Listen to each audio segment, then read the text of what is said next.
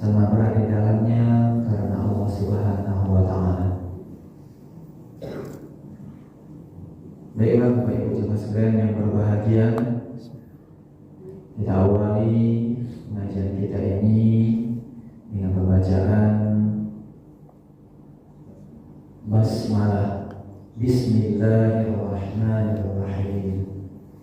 Berikutnya kita dengarkan bersama-sama penyampaian materi dari Ustaz kita. Kepada Ustaz kami silakan dengan segala hormat. Bismillahirrahmanirrahim. Assalamualaikum warahmatullahi wabarakatuh. Waalaikumsalam warahmatullahi wabarakatuh. Alhamdulillahirabbil alamin. Wassalatu wassalamu ala rasulillahi ajma'in. Amma ba'd. Rabbi israh li sadri wa yassir li amri wahlul 'uqdatam min lisani yafqahu qawli. Shadaqallahul azim. Pengurus masjid yang saya hormati serta bapak-bapak, ibu-ibu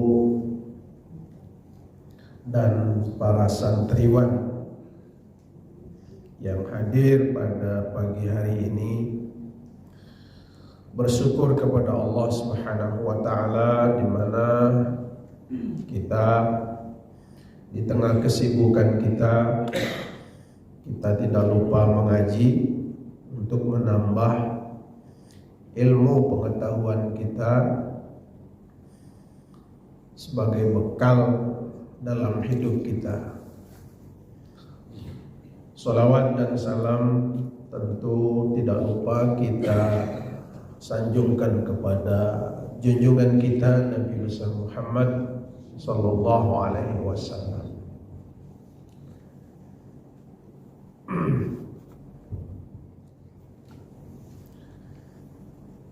Baik Bapak Ibu hadirin sekalian, kajian fikih kita pada pertemuan yang lalu soal-soal rukun sholat sudah kita selesaikan dan sudah masuk kepada bab-bab sunnah. Di samping rukunnya, hal-hal yang menjadi kesunahan dalam sholat pun akan kita bahas. Pada pertemuan yang lalu kita sudah masuk ke pembagian sunnah ya, dilihat dari waktu sholat itu sendiri. Dan ada sunnah sebelum sholat, ada sunnah di tengah sholat, dan ada sunnah setelah sholat. Nah, ini perlu juga menjadi wawasan kita agar supaya kita tidak menyalah-nyalahkan orang, gitu kan. Kita itu kadang-kadang melihat ada orang yang kata bawa tempurung, kata orang. Dunia ini seluas itulah. Jadi ngajinya itu sedapat-dapat diolah, sehingga ada orang yang berbeda dikit dengan dia, dia mulai curiga, wah ini aliran aku pula nih, ya? Dari mana pula belajarnya nih? Jangan-jangan bid'ah nih. Jadi itu namanya kata bawa tempurung. Seolah-olah dunia ini seluas itulah, padahal dunia ini luas. Guru banyak, kiai banyak, kitab banyak, kajian banyak. Nah, oleh karena itu kita bahas satu persatu ya, apa saja sunnah-sunnah sebelum sholat, apa saja sunnah di tengah dalam sholat itu, dan apa saja sunnah-sunnah setelah sholat. Ya. Di antaranya aqsamus sunnah. Pertama, sunnanun qabla sholati, pembagian sunnah. Pertama, sunnah sebelum sholat. Ya. Sunnah sebelum sholat. Nah, apa contohnya? Kal azan wal iqamah was siwak. Ini sunnah sebelum sholat. Azan, qomat, dan bersiwak. Bersiwak itu pakai kayu siwak.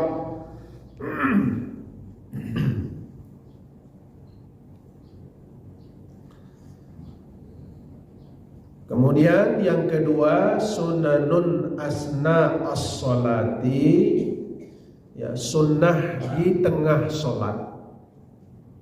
Lagi sholat tuh, nah, apa saja sunnahnya. Kalau kemarin rukun kita bahas, ya kan, baca Fatihah, mulai dari takbiratul ihram, Fatihah, ada ruku, ada sujud, ada i'tidal, ruku duduk antara dua sujud, ya, tahiyat. Nah, ini rukun yang kita bahas, ada 13 rukun dan wajib, tidak boleh tertinggal. Nah, andai kata salah satu rukun itu tidak ada, maka tidak sah sholatnya. Nah, tetapi ada sunnah dalam sholat itu, ya. Apa itu?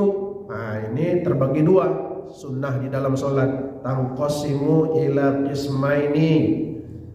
Di dalam sholat itu sunnahnya itu terbagi dua, ya. Yang pertama sunnah ab'ad, yang kedua sunnah hayat. Nah, itu dia. Sunnah ab'ad dan sunnah hayat. Nah, ini kadang-kadang santri, ya, kadang-kadang ini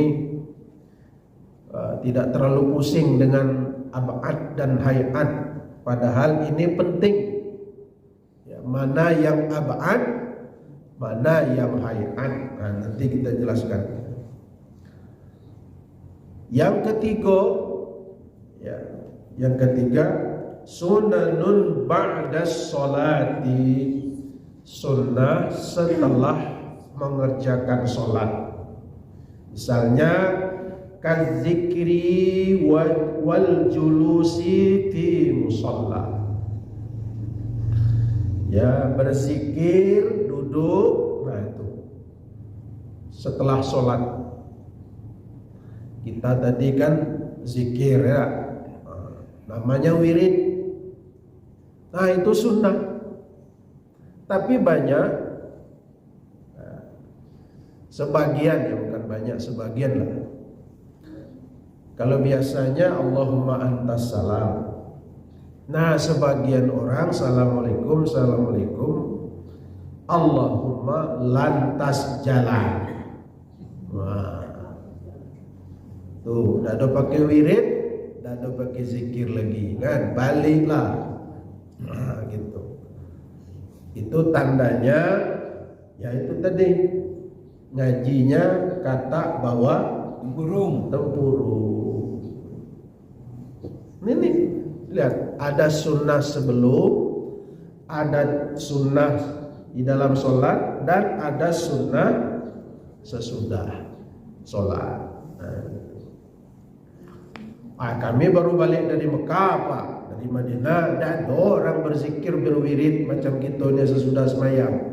Kalau kita berwirid berzikir sesudah semayang, pijak orang, Pak. Nah, itu, ya.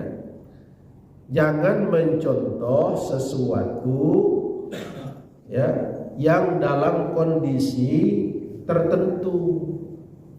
Kalau di Mekah memang sudah assalamualaikum, assalamualaikum, silahkan berdiri, kalau enggak dipijak orang. Nah, gitu. Ya namanya sunnah.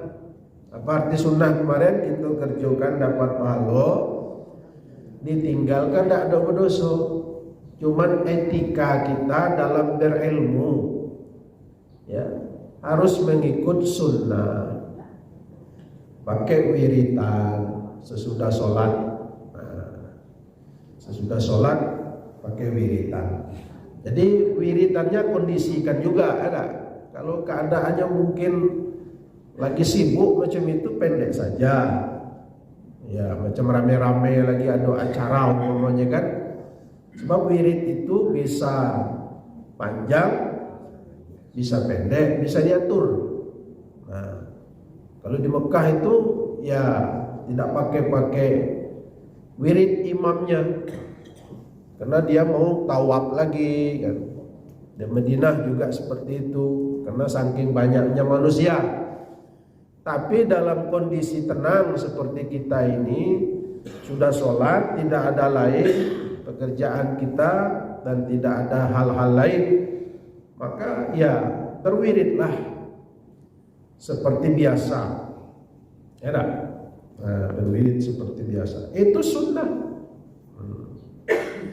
Nah, kita kembali tadi sunnah sebelum sholat.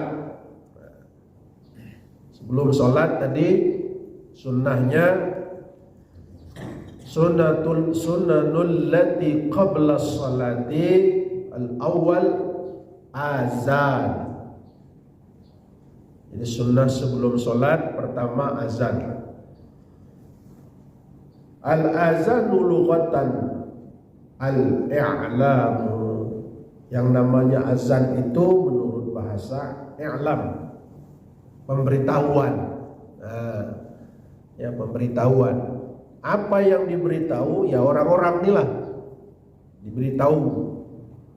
Ya Allah sholat. Nah, ayo kita sholat. Nah, itu pemberitahuan. Wa syar'an zikrun makhsusun matlubun li salatin maktubatin, ya, isalatan alal i'yan. Bahwa azan menurut syarak adalah zikir tertentu, zikir tertentu yang dituntutkan kepada orang yang melaksanakan sholat wajib. Jadi kalau tidak ada sholat wajib, tidak azan. Ya, sholat duha azan tidak? Tidak ada. Sholat duha tidak azan. Idul Fitri azan tidak? Tidak. Sholat jenazah tidak. Berarti sholat wajib. Nah, sholat wajib itu sholat yang fardu. Ya. Nah, jenazah fardu juga Pak. Ya, tapi fardu kifayah. Jadi azan. Nah, nanti kita jelaskan siapa saja yang boleh azan. Sebab orang kepengen azan, bahkan dalam hadis andai kata orang tahu betapa besarnya pahala azan, niscaya orang sanggup berkelahi untuk menjadi muazzin. Andai kata orang tahu pahalanya. Nah, cuman kita ini disuruh azan tidak mau, tapi disuruh nyanyi mau. Enak berebut. Kalau organ tunggal itu antri, sehingga kerepotan MC-nya, saking banyaknya mau nyumbangkan lagu, padahal itu tidak ada pahalanya. Tapi kalau azan, nah, biarlah. Tuh ada anak yang umur 5 tahun tuh ada. Nah, padahal pahalanya luar biasa ya. Itu dia. Nah. Lalu apa fadilah daripada azan itu? Fadlul azan qala Allah Ta'ala keutamaan atau fadilah daripada azan. Wa man ahsanu qawlan mimman da'a ila Allah wa 'amila salihan wa qala innani minal muslimin. Ya. Siapakah yang paling baik ucapannya selain daripada orang yang mengajak kepada jalan Allah, mengajak kepada Allah, wa 'amila salihan, dan orang-orang yang beramal soleh. Nah itu. Ya, siapa lagi yang baik panggilannya itu selain daripada si tukang azan. Ayo Allah sholat. Nah, itu ya. Tidak ada panggilan yang terbaik selain dari panggilan azan. Nah, ini dalilnya kan.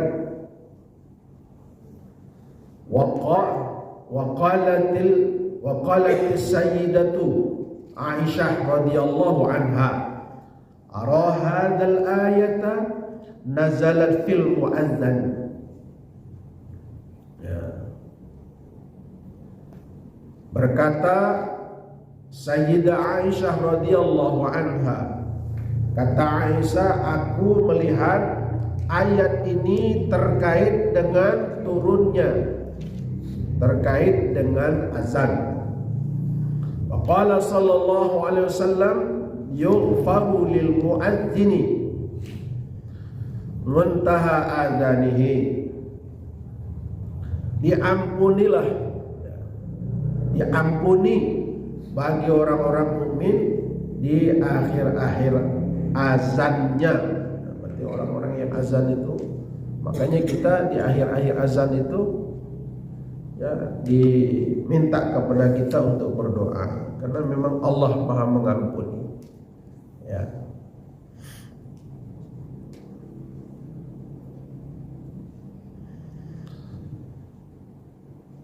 Nah, itu azan ya. Kemudian sunnah yang kedua tadi, sunnah sebelum sholat, al-iqamatu, iqamat. Apa itu qamat? Zikrun makhsusun matlubun listinhadi, ya, listinhadi al-hadirina li salatin maktubatin. Zikir yang juga khusus, yang diwajibkan atau yang diutamakan untuk membangkitkan para hadirin untuk mengerjakan sholat wajib, sholat zuhur, sholat asar, maghrib, setelah azan, setelah sholat sunat qobliyah. Nah, untuk membangkitkan orang untuk tegak berdiri, ya qamat. Qad qamatis shalah, qad qamatis shalah. Nah, gitu. Ini sunnah sebelum sholat. Ya, sunnah sebelum sholat. Kemudian al-hikmatu minal adhani, hikmah daripada azan itu arba'atun, ada 4. Ya. Yang pertama al-i'lamu bidukhulil waqti. Hikmahnya ya, adalah pemberitahuan tentang masuknya waktu sholat. Nah, jadi pemberitahuan. Yang kedua ad-da'watu ilal jamaah, panggilan untuk melaksanakan sholat berjamaah. Yang ketiga hikmah daripada azan itu al-i'lamu bi mawdi'il jama'ati, ya, pemberitahuan mengenai di mana tempat sholat berjamaah. Nah, gitu. Jadi memberitahukan kepada halayak ramai ini di mana tempat sholat berjamaah itu. Nah, itu di masjid tentunya. Kenapa? Di sana, di masjid. Ya. Kemudian yang keempat, izharu syiaril Islam. Ya. Izhar, menzohirkan, menampakkan syiar-syiar Islam. Itu hikmahnya.